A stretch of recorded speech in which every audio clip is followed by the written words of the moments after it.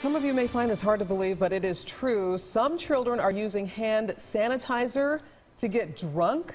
There's new data from the Georgia Poison Center. It says that cases have jumped 400% since 2010. We have Peggy Kinamor, who is here from the Missouri Poison Center, and she's going to tell us about this crazy and strange thing, hand sanitizer to get drunk. I mean, are they literally just ingesting it, just putting it in their mouth? Well, at the Missouri Poison Center, we did have a jump in calls in hand sanitizers, and we had a jump in calls in 2010. And that's when hand sanitizers came into the homes. It was really popular because of the H1N1 flu, sure. And everybody wanted to get rid of those germs. So with things in the house, and if you have teenagers or young people that have contents like that, they might have some risky behavior and try and drink it and get drunk. But actually, at the Missouri Poison Center, we did have a jump in calls. We had over 500 calls that year in 2011. And since then, it has stayed about that rate. We get about 500 calls.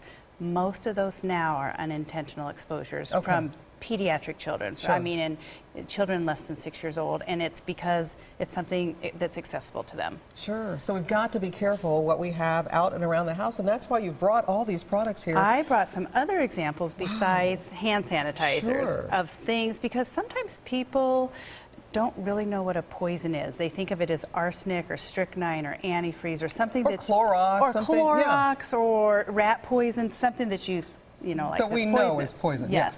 And there's lots of things in the house that if it's used in the wrong way, in the wrong amount, or by the wrong person, it could be poisonous.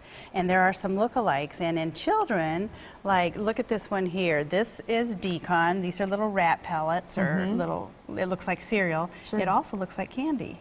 Oh my goodness. So this is actually candy. That's candy. And so they might get confused. So we've got to keep, of course we know to keep this up and away, but for sure make sure we do. And let's look at these. I mean, this looks like normal hand lotion. We all have it in a purse or drawer.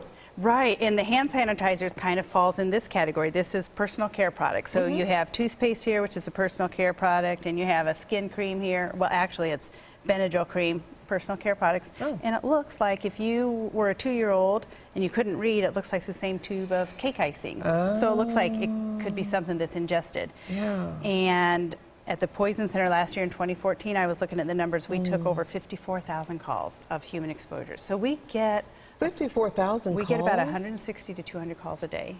Just in Missouri? Just in Missouri. And there's 55 poison centers in the United States. And we're all a community of poison centers. All right, so what are the symptoms then? So we can know if something's happened to our kid, and so we can try to figure out what in the world did they eat or drink. What are the symptoms? That's such a good question, because we tell parents and we tell anybody who thinks they might have something in their body or in their eyes or on their skin that could be poisonous.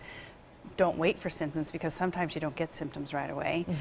Call us to be sure. But lots of times it could be a stomach upset, it could be something that makes you drowsy. There's all different kinds of symptoms depending upon what the substance is.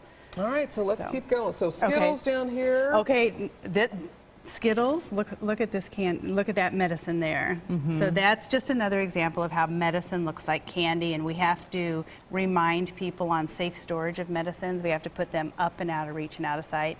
This is medicine and candy again. And then you got your Parmesan cheese. Yes, and the reason I brought that is this is a cleaning product, and the top 3 poison categories in children is analgesics, personal care products, and cleaners. All right, so we need that hotline to the Missouri Poison Prevention Center. And this is the 1-800-POISON helpline. It's nationwide. It's 1-800-222-1222. There it is on your screen. So keep that handy, and again, keep all these products that are dangerous to kids up and away, because they might get confused, especially for the little ones. All right, thanks so much, Peggy, for coming. Thank you. Thank you.